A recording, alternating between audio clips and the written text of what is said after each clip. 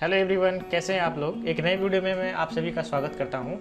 आज का वीडियो बहुत ही खास होने वाला है उन लोगों के लिए जो अभी अभी 10th पास किया है, या वैसे अभिभावक जिनके बच्चे अभी अभी 10th पास किया है और वो प्लान कर रहे हैं कि बच्चों को अब आगे पढ़ना है और उनको इंटरमीडिएट में एडमिशन लेना है।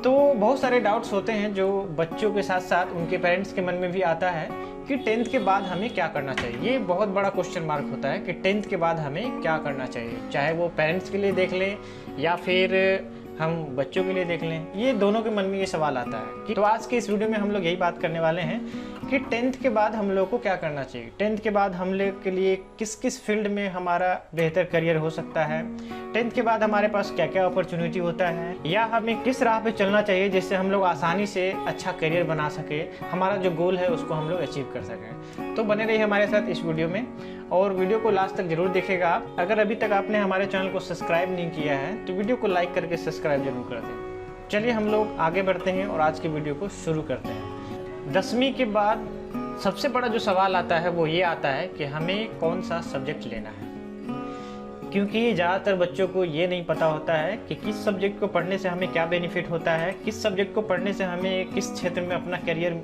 का अपॉर्चुनिटी मिल सकता है और उस कोर्स को करने के लिए हम एलिजिबल हैं या नहीं हैं। तो ये सबसे बड़ा कन्फ्यूज़न होता है। जहाँ तक कि हम लोग इंडियन एजुकेशन सिस्टम की बात करें तो यहाँ पे मेनली जो चलता है, जो एजुकेशन का जो प्रारूप बनाया गया है वो 3 प्रकार का बनाया गया है कि 10th के बाद या तो आप आर्ट्स ले सकते हैं, या फिर आप कॉमर्स ले सकते हैं, या फिर आप साइंस ले सकते हैं। ये 3 स्ट्रीम अवेलेबल होता है और इस तीनों को ही हम लोग अपना बेस बना करके आगे बढ़ते हैं। सबसे बड़ा जो प्रॉब्लम होता है ये होता है, बच्चों को ये चीज़ पता होना चाहिए कि अभी जो इस तीनों में से आप सिलेक्शन करोगे वही आपके फ्यूचर में काम आने वाला है। अगर आपने गलत अपना सिलेक्शन कर लिया तो बाद में आप यू टर्न नहीं ले सकते हो। आपका ये 2 साल जो इंटरमीडिएट का होता है, 11-12 जो हम लोग 2 साल में करते हैं, वो आपका 2 साल फिर बर्बाद हो जाता है। इसीलिए ये फैसला हम लोगों को बहुत ही सोच समझ कर लेना पड़ता है। मैं आपको बताना चाहूँगा कि 10th के बाद हम लोगों के पास 4 अपॉर्चुनिटी होता है। या तो आप आर्ट्स ले सकते हैं, या तो आप कॉमर्स ले सकते हैं, या फिर आप साइंस ले सकते हैं। इसके साथ साथ एक चौथा जो अपॉर्चुनिटी होता है वो होता है कि आप कोई इंडिपेंडेंट, कोई वोकेशनल प्रोफेशनल कोर्स जो है वो करके आगे बढ़ सकते हैं। अब सवाल ये आता है कि आर्ट्स लेने से क्या होगा, इसकी तैयारी हमें किस प्रकार से करनी होगी। दोस्तों, आपको ये पता होना चाहिए कि आर्ट्स जो होता है वो ह्यूमन से रिलेटेड स्टडी के लिए बहुत ही ज़्यादा आवश्यक होता है और इसमें हम लोग ह्यूमन से रिलेटेड स्टडी को अच्छे से करते हैं। खास करके हम लोग, हमारा जो सोसाइटी है, हमारा जो पिछले कल्चर रहा है, या फिर हमारा जो कल्चर ही वर्तमान में बदलाव हो रहा है, इस सब के बारे में हमें ह्यूमैनिटी के बारे में बहुत ही डीपली स्टडी करते हैं आर्ट्स में। अक्सर लोगों के मन में भ्रम ये होता है कि आर्ट्स वैसे स्टूडेंट को लेना चाहिए जिनके मार्क्स बहुत कम आए हुए हैं, जो बहुत कम नंबर लाए हैं, जो पढ़ने में बहुत वीक है। लेकिन ये बात बिल्कुल गलत है, क्योंकि आर्ट्स भर के भी बहुत सारे ऐसे करियर है, बहुत सारे ऐसे करियर की अपॉर्चुनिटी है जिसमें आप अपने लाइफ को एक अच्छे लेवल पे ले जा सकते हो। आज आप देखते होगे कि बड़े बड़े IPS हो गए, IAS हो गए, या फिर जो पुलिस प्रशासनिक विभाग में होते हैं, उन सभी लोगों को कहीं ना कहीं अगर उसने तैयारी किया है तो उनके बेस के लिए आर्ट्स एक बहुत ही अहम योगदान दिया है। आर्ट्स एक अच्छा सब्जेक्ट है और इसको हम लोग को नीचे नज़रिया से नहीं देखना चाहिए। सेकेंड जो सब्जेक्ट आता है वो ये आता है कि हम कॉमर्स क्यों लें। तो कॉमर्स आप इसलिए ले सकते हैं अगर आपको बैंकिंग सेक्टर में काम करने में बहुत ही मज़ा आता है, या फिर आप किसी कंपनी वगैरह में CA के लिए अपॉर्चुनिटी ढूंढ रहे हैं, या फिर आप इनकम टैक्स से रिलेटेड वर्क्स करना चाहते हैं। तो इस प्रकार के काम के लिए आप लोग कॉमर्स का सिलेक्शन कर सकते हैं। कॉमर्स में थोड़ा सा होता है, इसके लिए जो अपॉर्चुनिटी है वो लिमिटेड है। ऐसे अच्छे करियर अपॉर्चुनिटी अवेलेबल है जिसमें हम लोग को अच्छे सैलरी मिलते हैं या अच्छी पैसे इनकम होते हैं।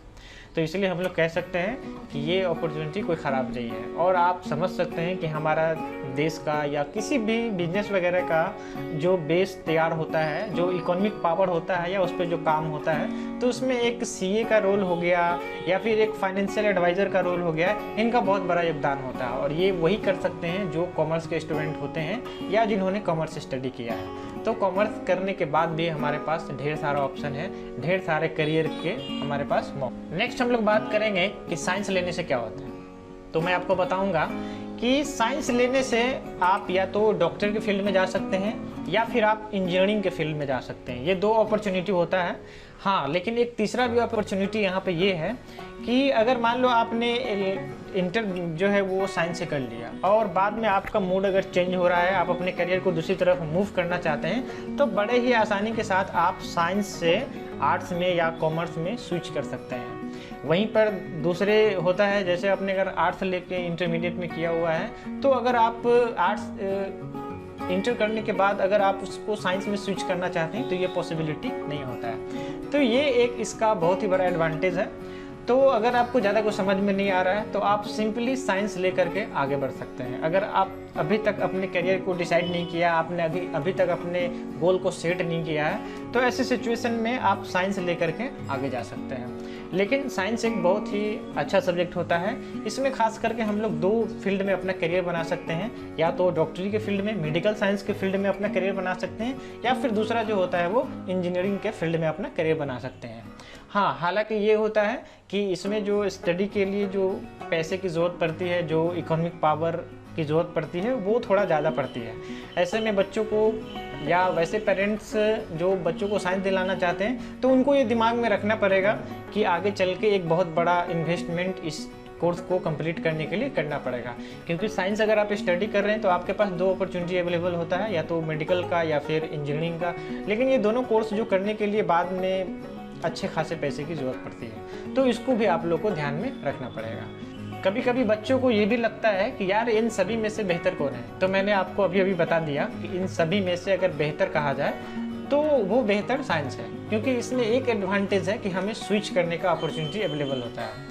लेकिन आप इस बाकी जो आर्ट्स या कॉमर्स है उसको आप गलत नहीं कह सकते हो, या फिर हम खराब नहीं कह सकते हैं। बस आपको वहाँ पे ये तय करना पड़ेगा कि आपका गोल क्या है, आप अपना करियर जो है वो किस फील्ड में बनाना चाहते हैं।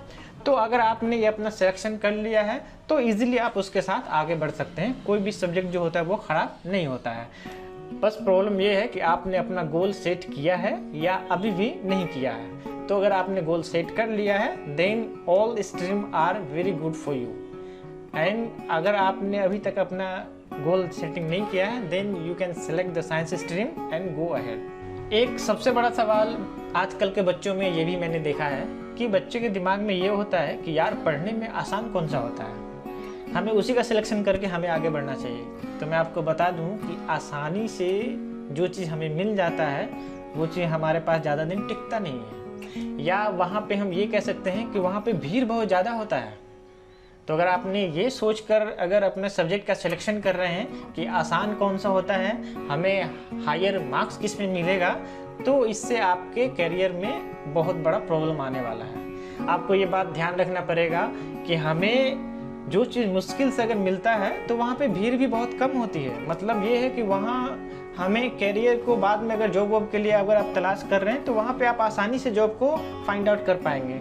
लेकिन जहाँ पे बहुत ज़्यादा भीड़ है तो वहाँ पे अगर कोई कहीं पे 10 वैकेंसी निकलता है तो उसके लिए 1000% जो है वो अप्लाई करते हैं। इसका मतलब ये हो गया कि वहाँ पे भीड़ बहुत ज़्यादा है। इसलिए हम लोग को ध्यान देना पड़ेगा, इस चीज़ को दिमाग में रखना पड़ेगा कि कोई भी चीज़ जो बहुत आसान है या आसानी से स्कोर मार्क्स हो जाते हैं तो वहाँ पे हमें करियर अपॉर्चुनिटी में बहुत बड़ा प्रॉब्लम फ्यूचर में आता है। इसलिए आप उसके तरफ मूव ना करें। सबसे पहले आप लोग क्या करें, अपना गोल सेट कर लें और गोल सेट करने के बाद आप ये सिलेक्शन करें कि हमें कौन सा स्ट्रीम लेना है। नेक्स्ट एक 4 नंबर है जिसको भी हम लोग थोड़ा सा डिस्कस कर लेते हैं। अगर आपको ये सब करने का बिल्कुल मन नहीं है तो आप इसके लिए चौथा ऑप्शन है उसके साथ जा सकते हैं। वो सेल्फ इंडिपेंडेंट कोर्स होता है। उसमें क्या होता है कि आप जैसे कि मान लो ITI कर सकते हैं या फिर डिप्लोमा कर सकते हैं या फिर पॉलीटेक्निक कर सकते हैं। तो ये आप जॉब ओरिएंटेड कोर्स कर सकते हैं, जिससे क्या होता है कि आपको अपना करियर जो है वो आपने जो सिलेक्शन किया है, जैसे मान लो मैकेनिकल किया है या फिर आपने कंप्यूटर इंजीनियरिंग किया है या फिर आप उसमें फिटर वगैरह का किया है, तो वो आप करियर जल्दी बना लेंगे। और ये जो कोर्स होता है वो जॉब ओरिएंटेड होता है। इसके बाद आपको ज़्यादा चांसेस होते हैं, 50% चांसेस होते हैं कि आप जॉब जो है वो आसानी से कर पाएंगे। तो ये चौथा ऑप्शन भी है, वो भी बेहतर है। लेकिन मैं कहूँगा कि आप 10th करने के बाद इस तरफ स्विच ना करें तो ज़्यादा बेहतर होगा। इसको अगर आप स्विच करना चाहते हैं, फोर्थ नंबर अगर आप ऑप्शन यूज़ करना चाहते हैं, तो आपको वो अगर इंटर के बाद अगर आप कर रहे हैं तो वो आपके लिए बेहतर होता है। क्योंकि प्रॉब्लम क्या होता है कि 10th के पहले अगर बच्चों को हम लोग एक एज को देख लें तो नॉर्मली जो बच्चे हैं आजकल वो 14, 15, 16 साल में ही 10th कर जाते हैं। तो उस वक्त जो होता है उसकी जो मैच्योरिटी होती है वो बहुत कम होती है, इसीलिए उनको थोड़ा सा ये सब ऐसा लगता है कि बहुत जल्दी हो रहा है। तो वैसे सिचुएशन में हमें थोड़ा सा वेट करना चाहिए। एटलीस्ट अगर आपको जॉब ओरिएंटेड या फिर हम लोग कह लें कि प्रोफेशनल कोर्स की तरफ मूव करना है तो आप इंटरमीडिएट के बाद ही अगर मूव करें तो ज़्यादा बेहतर होता है। या फिर साइंस, आर्ट्स, कॉमर्स, इन तीनों में से किसी को भी लेकर के आगे बढ़ सकते हैं। हाँ, अगर आपने इस ITI तरफ अगर सोच रहे हैं तो आप साइंस के साथ जरूर आगे बढ़ें। आज के वीडियो में बस इतना ही। उम्मीद करता हूँ कि मैं आपके मन में बहुत सारे जो प्रश्न आ रहे थे कि 10th के बाद हमें क्या करना चाहिए, उनका आपको जवाब मिल गया होगा।